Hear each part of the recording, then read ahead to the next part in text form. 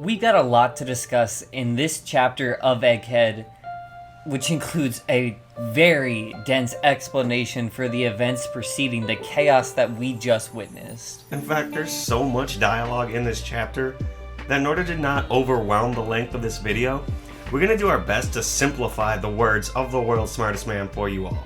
So, let's get right into chapter 1123's review, starting with the cover series as always. And for that cover series, we do get back on track with Yamato's pilgrimage to see all of the shrines and pretty much all of Wano. And in this installment, it seems as though she's made peace with those same children that not too many covers ago were pelting her with rocks as she was walking through the Kibi region, as well as Denjiro joining them as well. Yeah, and this really is truly in the spirit of the person she's emulating, as she's sharing some Odin with them all, just as he did with his vassals. I do think it's cool to see her follow in some of those footsteps, especially that one practice that was so important to his name and what he was. But let's not waste too much time speculating on the cover series and get into the title for this chapter being The Void Fortnight. Yeah, this was just a cool play on the concept of the Void Century, which is at the center of everything that's going on, but also applied to the specific shorter 2-week span that we see detailed in this chapter, following along with Vegapunk in the weeks preceding the Egghead incident. And before we can really examine that 2-week period, we do start the chapter on page 1, back on Egghead right after the devastating blast of that Haki unleashed from Emmett in last chapter. And the island is just nearly desolate of life at this point, with pretty much every marine you can see on the page knocked out, foaming at the mouth. And this includes Doll and Pomsky, who were both still standing as of last chapter. In fact, the only person that we still see conscious is S-Snake, who's trying to awaken the other marines as the Straw Hats are getting away. I do think it is also impressive to note that the Seraphim, I don't know if she was in one of her bubbles, but for them to be able to withstand this kind of blast as well, they've already demonstrated they're powerful, but if they are only going to keep getting stronger and they could already withstand Joy Boy's most potent Haki, I'm terrified to see what these things could become by the end game of this story. Yeah, and I don't think she was in her bubble, because I think they got taken out of that when Ethan cut everything. But to keep moving forward, onto page 2, when looking through their own observation glasses, the Giants are informed that, yep, pretty much everybody's knocked out. All of our enemies are just asleep now. Yeah, and I like that they even compared it to Shanks and were like, that was even stronger than his. But at the same time, it still didn't feel hostile. No, not at all. I think in a way that Oda has consistently kind of demonstrated, in terms of Haki, Shanks is kind of the top-notch caliber we have so far. So for them to give the credit that it's even more impressive than that just speaks to the level of power Joy Boy had back in the day. Absolutely. And then Luffy says his final thank you to the Iron Giant, who we see standing there again, powered down. But man, real MVP. No, absolutely. There's no shot that we would have gotten out of this situation with as minimal casualties as we did, if not for Emmett. So, respect, thank you, and we are only on the way to the next island because of him. But recognizing this opportunity, Dory and Broggy waste no time. If there's no enemies, they are going to instruct their ship to get out of here and head for the shores of Elbaf. Yeah, and we see Usopp finally being able to reconnect with his masters and just ecstatic to finally be heading to the land of Elbaf, which he's always dreamed about. But it also wasn't without casualties that they got here. No, including the number of people that have been hurt and nameless characters that might have been lost in all of this. You do see in this same frame that Luffy is weak. He's wrinkled up in Nami's lap. It looks worse than it did, honestly, in Wano. And aside from that, you also see Sanji kind of very grimly visiting what looks like the covered corpse of Vegapunk, just trying to make sense as to what just happened for one thing, but also apparently some other very strange comments that Vegapunk had left Sanji with before he had given up his life, essentially. And that is what brings us into the start of this flashback that takes up the majority of the rest of the chapter. Starting 2 weeks ago, where Stella, Shaka, and Pythagoras are discovering some inconsistencies in the power station readings.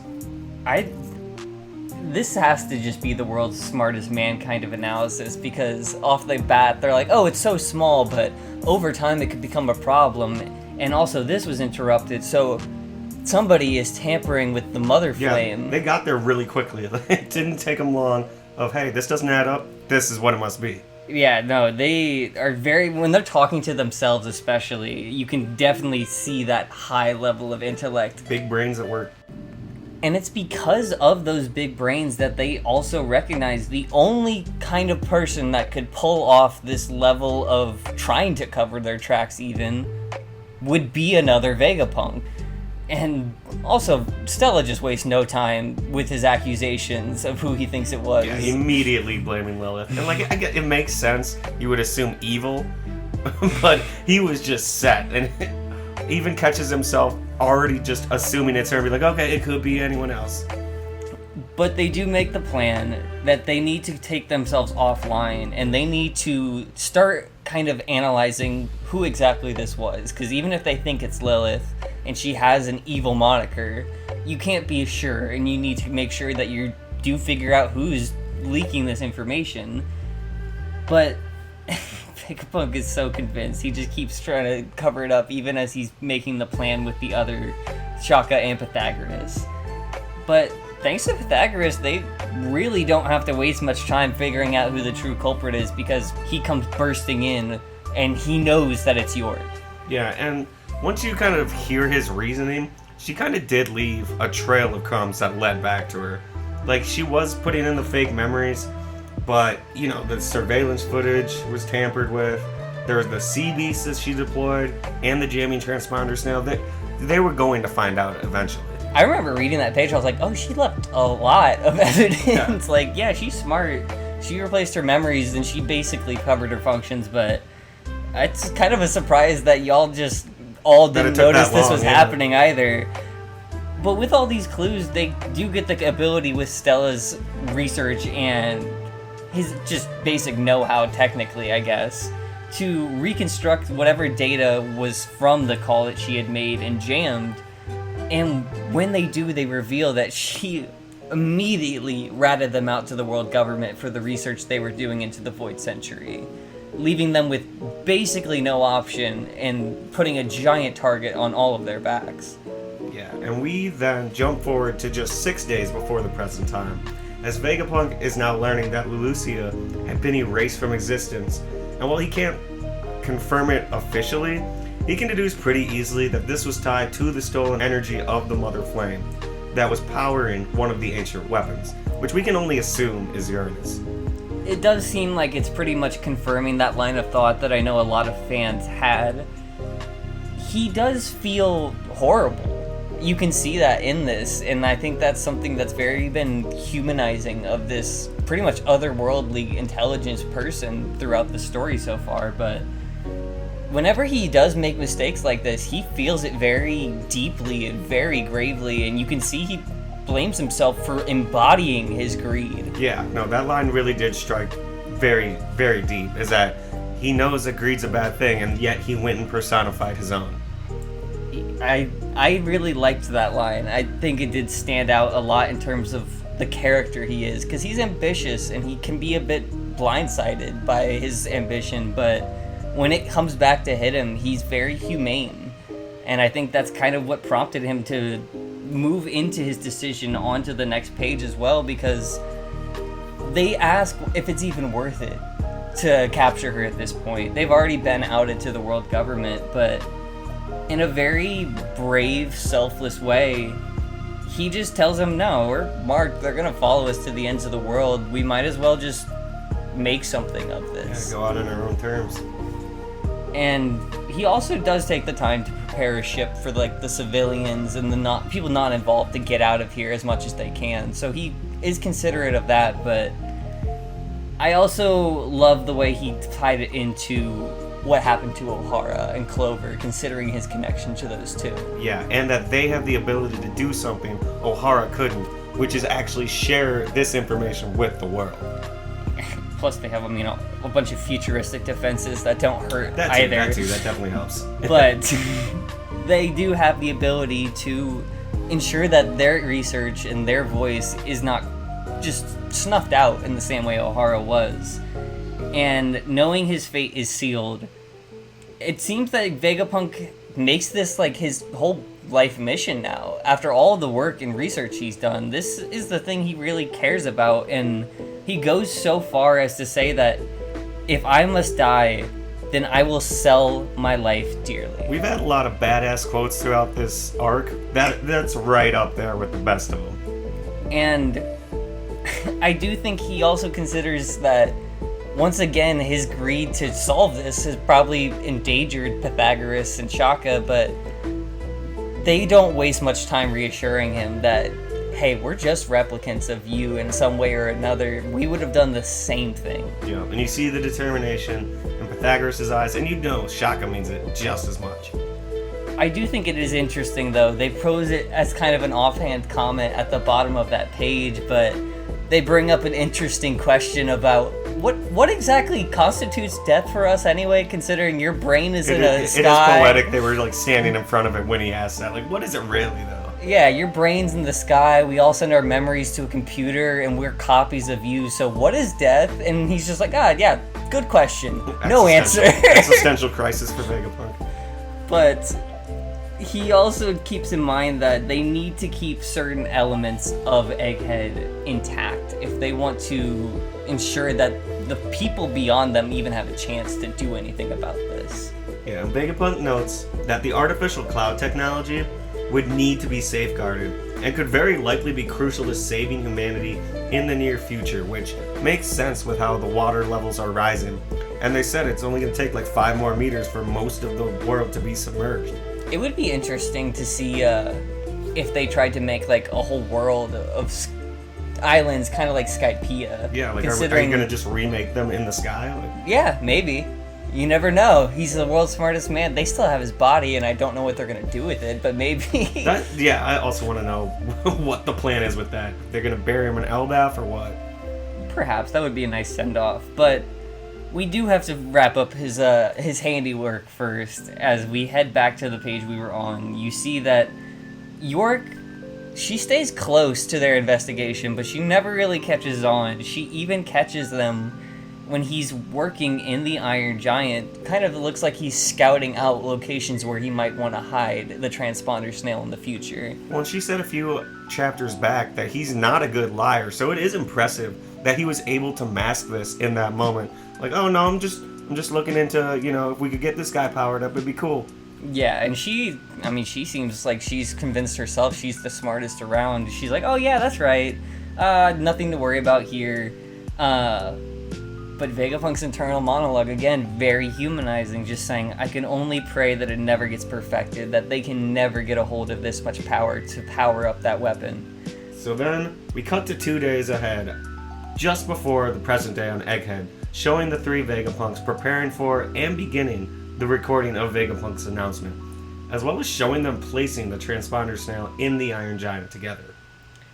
And while they're placing this transponder snail, hoping to hide it away from anybody, they also discuss the fact that revealing these kinds of truths, as important as they are, is going to have huge ramifications on the public to be aware of the kind of world they're living in being so corrupted and possibly in danger. But he also argues that they have the right to know. And he also notes that his own death will be what triggers this entire sequence, which takes us into page 12, where to ensure that York wouldn't catch on to their plan, the 3 Vegapunks all prepare to erase their own memories of the past couple weeks so that they won't give anything away. This is smart, and it also explains a lot of the reactions we see from each of these Vegapunks throughout the arc so far, because I do think a lot of fans were kind of diminishing of Vegapunk's intelligence when they were like, oh, how could he not realize how obvious this betrayal was? But it's kind of hard to do that when you've already solved it and wiped your mind, so they have a good reason. They don't want York to catch on. They don't want anyone to catch on that they're doing this. And they do acknowledge that this means they're going to have to relive the surprise of learning this all when it unfolds. But, again, it's worth it. They had to do this. They even straight up say that we're gonna have to just go through these bombshells over and over again. But if things go sideways, it'll still be our victory. And with that being said, they wipe their mind, awaken in the Memory Mass Research Lab on the next page. But they don't leave all of the mystery for themselves, it seems. They wanted to fully prepare for if things went wrong. Yeah, and the note that Vegapunk left to himself is hilarious to me. Because it's such a Vegapunk thing where he's like, I'm going to tell you one thing. I'm going to give you one piece of information. And then it's like 10 different reveals at once. Yeah, he immediately identifies his own handwriting. But he pretty much just gives them the rundown. He says, oh, hi Vegapunk, it's Vegapunk. You're waking up, your memory's probably been wiped for 2 weeks. And you probably have no idea why this is happening, which irony is not lost on him. But he says, I will tell you one thing, and then we are left with a whole load of revelations for himself on the next page. Right, like, I'm telling myself I have to go die and just trust in it. Also, all of these crazy groups are showing up to the island at the same time, and he just keeps, what? He, gives the whole rundown, one by one. First by saying the world government has found out you know about the Void Century. They've already taken the precautions, but yes, you need to die. Oh, and yeah, one last thing as he continues extending on his points. Emperor Straw Hat and his crew, also Bonnie, just made landfall. Cypher Pull, also coming. Naval Armada, already on the blockade route. Kizaru, Saturn, also coming with them. And it's like a copy and paste of his reaction on each one where he's just, what? But it's reason. I mean, this is like the same reveals we've had for the whole arc, packed into one letter. So he's credit to him. He didn't just get overwhelmed right there. Yeah, this is also after waking up not knowing what happened for the last 2 weeks. Yeah, dude, that'd be disorienting. And then we do cut ahead after they've done this whole mind wipe procedure into the thick of the battle before we conclude that page. And we get almost a reminder of what prompted this entire flashback, which was Sanji recalling some of the things that Vegapunk said to him, including that even though he wanted to protect him, Stella was very resolute that he was going to lay his life down on the line, and stated so that the broadcast would play out for the world to see. This obviously is doesn't sit right with Sanji off the bat, where he asked him, do you have a death wish? But this perfectly cues us up for the last page, where we start with Vegapunk being very resolute that, no, far from this. I have the opportunity to live, but I need to die. I don't want to die. I need to die, because my death will trigger this message that the world needs to see. Yeah, and he also leaves Sanji with a final message before sacrificing himself, which is really just a beautiful, encompassing, representation of the amount of stake he was putting in them. And that's that he wants it to be them to find the One Piece. Yeah, that's like you said, that's a lot of stake and faith in this group to say, I'm okay dying here because my piece will be said and I have my champion in you guys. Yeah, so, no pressure. Yeah, no big deal, but everything rests on you. And then that brings us into the final panel, which is just the entire group on the giant ship celebrating that they're finally on their way to Elbaf as Vegapunk's words ring out. They set a cheers to reuniting with old friends, and yeah, Usopp is there, center stage. It's his time to shine. I'm so ready for the Usopp redemption arc. Let's go. He even says, we're off the land of my dreams, Elbaf. But sadly, Raisin Luffy cannot participate in the party right now. Do this later. He is just fully being scrunched up in a hand of Broggy, and this is the worst he's looked in a while. Yeah, no, he clearly took it all out of him. They're gonna definitely need to get my boy some meat. But no break like next week, so no break for Luffy either. R.I.P. We're gonna get right back into wherever the story's gonna drop us off next. So, while we're now leaving Egghead in the rear view, as we depart for the shores of Elbaf, there's no telling where the story might go next. We still need to know, what will Emu do following the grand reveal? What's gonna happen to Garp on Hachinosu? Where will Vivi and Morgans appear next in the story? What's gonna happen with Kizaru? There's just so many questions that still need answering before we can even get to the next island or start the next arc. But the only way we're gonna find out any of these answers is to keep reading. Exactly. I'm excited to see where we go next. I feel like we're gonna see a lot of the fallout of this reveal play out in the coming chapters. I wouldn't be surprised if we did a bit of a world tour or a check-in on a bunch of those major players and locations like he loves to do between arcs. But we'll be there right along with all of you guys. So make sure you like the video if you enjoyed our breakdown, and comment what your thoughts on the chapter are, or where you think we're going to be going in the next chapter. Subscribe to come back for more analysis and other One Piece related videos like this. And as always, don't forget, be crew! Pirate flag, pirate flag.